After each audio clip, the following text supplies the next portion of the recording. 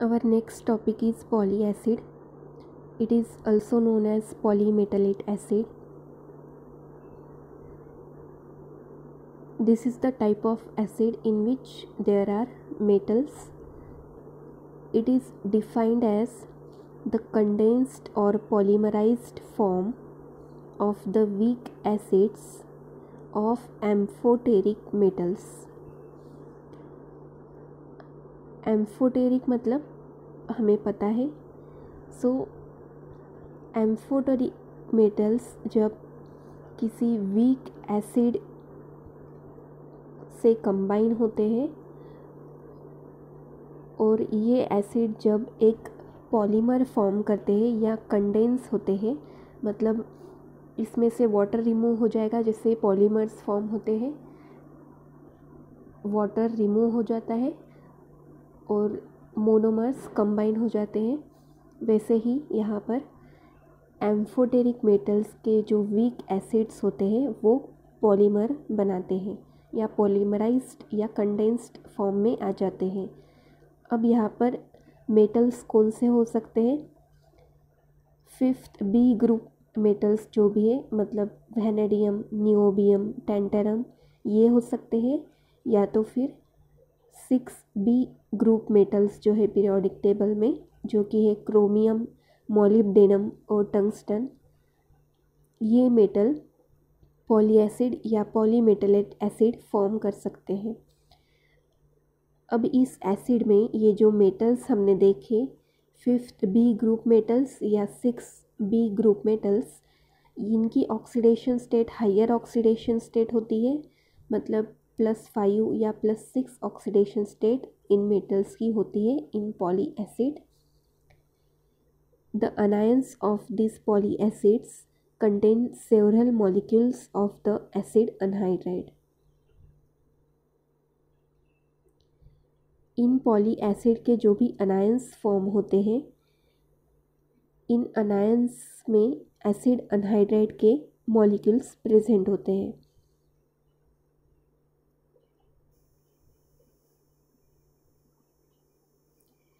Example के लिए अगर हम एसिटिक एसिड, जो कि एक वीक एसिड है, सपोज़ एसिटिक एसिड हमें पता है सिंपल एसिड है, वीक एसिड है, CH3C double bond OOH, this is the acetic acid. अगर हम 2 मॉलिक्यूल्स लेते हैं एसिटिक एसिड के, CH3C डबल बॉन्ड OOH, अब अगर ये कंडेंस्ड हो जाते हैं, मतलब इनमें से वाटर अगर हम रिमूव करते हैं, यहाँ से हाइड्रोजन और यहाँ से OH ग्रुप, तो क्या हो जाएगा, ये ऑक्सीजन कंबाइन हो जाएगा इस कार्बन से, और हमें क्या मिलता है after removal of water? CH3C double bond O CO CH3, और इसे हम क्या बोलते हैं? Acetic anhydride.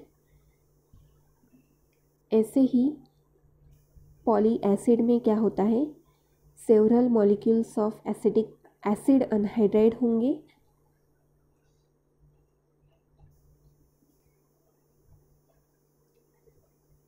अब जो पॉली एसिड्स है, इनके 2 क्लास है, these are classified as, first is isopoly acids. Now what are the isopoly acids? In these polymerized acids contain only one type of acid anhydride. सिर्फ कोई भी एक टाइप का एसिड अनहाइड्राइड ही present होगा इन आइसोपोली acids में। So in these polymerized acids contain only one type of acid anhydride. सब same type के acid anhydride isopoly acids में प्रेजेंट होते हैं। In other words, isopoly acids contain only one metal along with hydrogen and oxygen. Isopoly acids में सिर्फ एक metal present होता है, मतलब one type of metal present होता है along with hydrogen and oxygen, और एसिड्स में हमें पता है C डबल बॉन्ड OH ये ग्रुप प्रेजेंट होता है, तो ऑक्सीजन और हाइड्रोजन हर एसिड में प्रेजेंट होता है। एग्जाम्पल के लिए हम लेंगे क्रोमिक एसिड। सो आइसोपोलीड एसिड का एग्जाम्पल है H2Cr2O7, H2Cr3O10, H2Cr4O13। ये सब इसमें क्या हुआ है, एक एक क्रोमियम मेटल इंक्रीज़ हुआ है, मतलब एक एक वीक एसिड इंक्रीज़ हुआ है। इन सब एसिड्स में क्रोमियम ये एक मेटल है, इसीलिए इन्हें बोला जाता है आइसोपोली एसिड्स। अब इनका फॉर्मेशन या पॉलीमराइजेशन कैसे होता है? So consider the polymerization of chromate ion to form different isopoly chromate anions.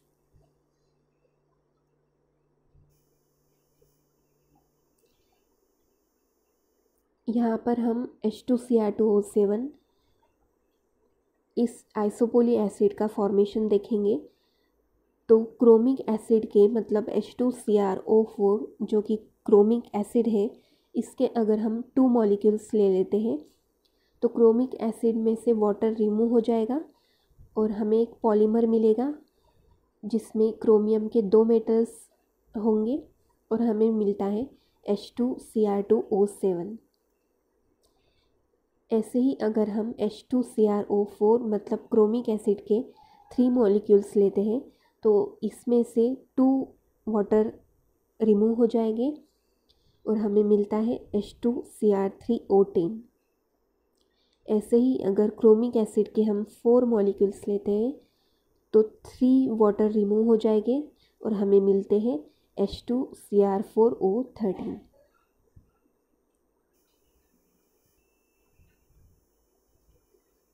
Now second type of polyacid is heteropolyacids.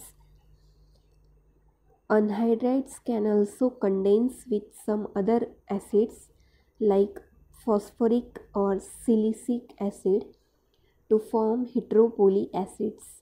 जब अनहाइड्राइड्स किसी अलग टाइप के एसिड के साथ कंबाइन होते हैं या कंडेंस होते हैं, जैसे फॉस्फरिक एसिड या सिलिसिक एसिड, तो इन्हें हेटेरोपोली एसिड्स बोला जाता है। अगर सिंपल वर्ड्स में हम देखेंगे तो heteropoly acids contain 2 elements other than hydrogen and oxygen. Heteropoly acids में हाइड्रोजन और ऑक्सीजन को छोड़कर और भी 2 एक्स्ट्रा एलिमेंट्स होते हैं, इसलिए इन्हें हेटेरो मतलब डिफरेंट हेटेरोपोली एसिड्स भी बोला जाता है।